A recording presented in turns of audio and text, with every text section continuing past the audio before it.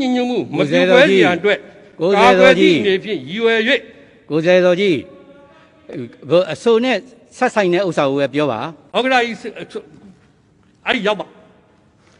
ပြည်တော်စုတရားလွတ်တော်ချုပ်မှလာရောက်ဖြည့်ဆွေးပေးရန်တင်ပြတောင်းခံခဲ့ရ တော်ကိုယ်စားကြီး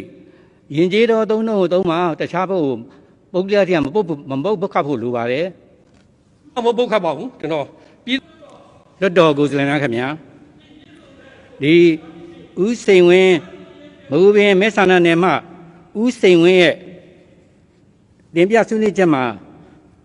ဘက်လိုက်တယ်ဆိုတဲ့စကားလုံးပါတီတစ်ခုရဲ့ဩဇာကိုလွှမ်းမိုးတယ်ဆိုတဲ့စကားလုံးများကိုမှတ်သားနေပြဖြတ်ဖို့ထားပါလေ ဘက်လိုက်မှုကင်းစွာဆောင်ရွက်ရပါမယ်